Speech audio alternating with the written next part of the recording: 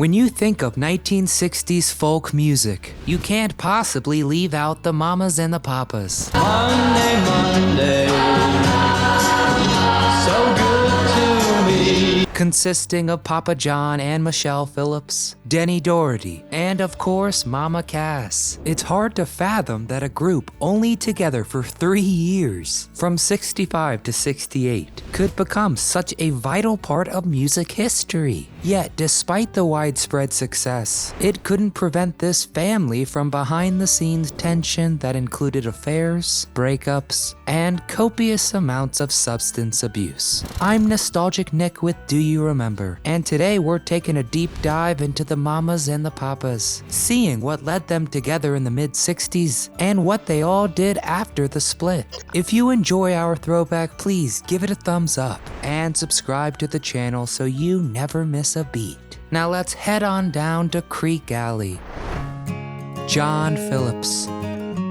Known as the leading man and the primary songwriter of the group, John Phillips left his first wife to marry Michelle and sparked the creation of the group. The popularity of folk music was dwindling, and a friend of John's, Denny Doherty, encouraged him to write pop material in the vein of the Beatles. And John became world famous for his songwriting ability, creating top folk hits for the Mamas and the Papas, including California Dreamin',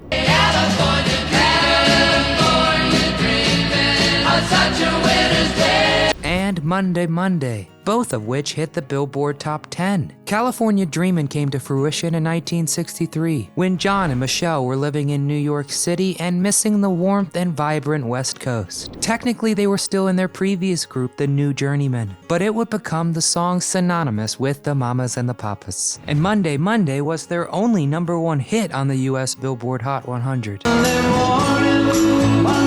morning, couldn't guarantee. And the first time in history that a song by a mixed gender group reached the top of the charts. But behind the scenes, things were messy. Michelle Phillips was a believer in free love, and her marriage to John didn't halt her beliefs. She began an affair with the only other man in the group, Denny. And when John found out, he wrote the song I Saw Her Again, and made Denny sing the lead as a punishment. But that was far from the end of Michelle's free-loving nature. More on that soon. After the Mamas and Papas broke up, John began a solo jaunt, and although his work didn't equal commercial success, his first solo album was given 4 stars by Rolling Stone and is critically praised. Doherty has stated that if the Mamas and the Papas had recorded that album, it would have probably been their best. Then the 1970s were a drug-fueled haze that landed John in prison. His years of drug and alcohol abuse led to a liver transplant in 1992, and John died in March of 2001 at the age of 65 from heart failure. It was after his death that his oldest daughter Mackenzie spoke out about some truly horrifying events. We talk about them more in our Child Stars of the 1970s video, but Mackenzie revealed that she and her father had a drug-fueled ancestral relationship, which lasted nearly a decade and ended only after she became pregnant and had an abortion paid for by her father. Truly horrifying. While John's third and second wives respectively deny these allegations, Denny's daughter Jessica alleges that her father knew the awful truth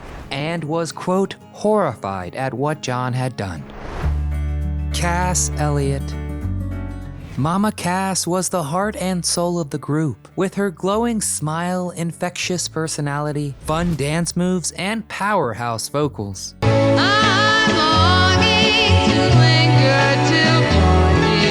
Cass moved to New York right after high school, and famously lost out on a role in the musical If I Can Get It For You Wholesale to the legendary Barbra Streisand. In 1964, Cass met Denny Doherty and helped form the Mugwumps, which lasted 8 months. And when Denny suggested Cass to John and Michelle in 1965, it was a match made in argument, as John put up quite the fight, believing that her heavy weight would be a deterrent and ruin their image. Denny was able to convince John, and she joined them vacationing in the Virgin Islands. Mama Cass became a phenomenon during the late 60s, and when the quartet embarked on their solo careers, Cass's brief one shone the brightest. She appeared in 2 TV specials, one on ABC in '69, and then over on CBS for 1973's Don't Call Me Mama Anymore.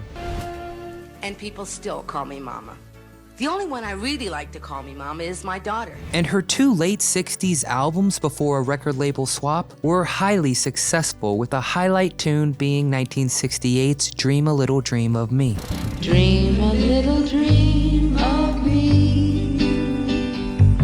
But Cass dealt with health problems throughout her later years. She managed to lose 100 of her 300 pounds, but the weight loss led to a stomach ulcer and throat problems. This was all before her infamous Las Vegas show in October of '68, where she was bombarded with negative reviews. Newsweek even compared her performance to the Titanic disaster, saying, quote, "Mama Cass slid down the waves and sank to the bottom." Rumors spread that Cass was involved in heroin, to which she later confirmed she had been shooting up before going on stage. Embarrassed by the whole ordeal, she plummeted into a deep depression. But things were improving in the '70s, and she was performing as a solo star at the London Palladium. Michelle Phillips recalls in a documentary about receiving a phone call from an ecstatic Cass, who had received standing ovations and sold out shows both nights. The following day, Michelle received more news, this time that Cass had died in her sleep of a heart attack at the age of 32. Denny Doherty, the second papa to John Phillips. In 1960, Denny and his friends Pat LaCroix and Richard Byrne started a group called the Colonels, which later renamed the Halifax Three after signing under Columbia Records. During that time, Denny met Cass Elliot when she was part of the group The Big Three.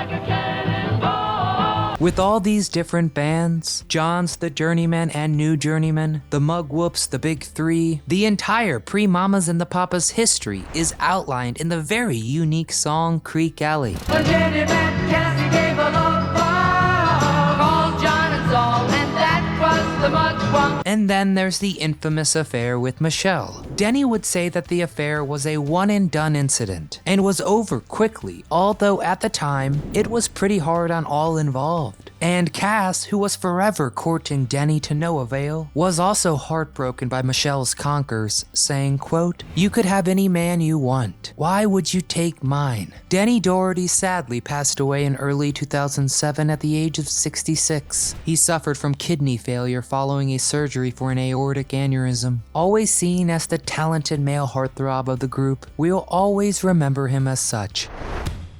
Michelle Phillips.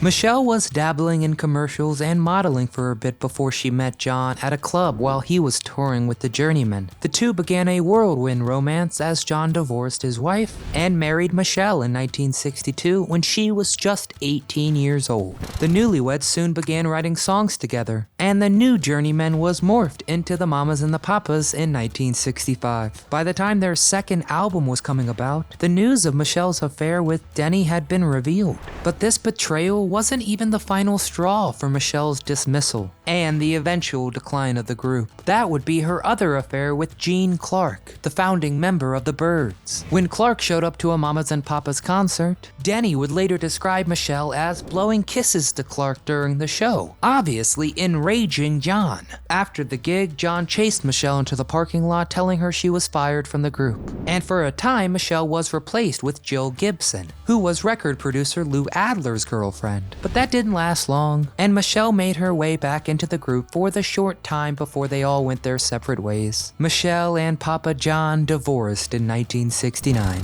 Michelle then transitioned into acting and was part of the critically acclaimed crime biopic Dillinger in 1973, and then Valentino in '77. And she worked more consistently on TV, like 7 episodes of Fantasy Island. Now I will die.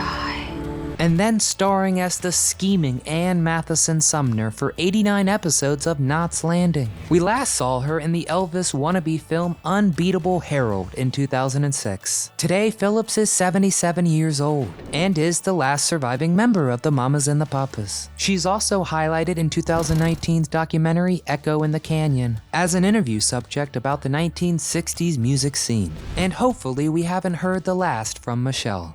And there you have it, the Mamas and the Papas, folk icons whose work continues to influence folk music to this day. So let's discuss. What's your favorite song by the Mamas and the Papas? Did you enjoy Cass Elliott's solo career the best? Any great duets you recall? And did the Mamas and the Papas create the best harmonies ever? Get in the comments and you let us know. And as always, please give this folky deep dive a thumbs up and subscribe to the channel so you never miss a memory. From all of us here at Do You Remember, thanks very much for watching.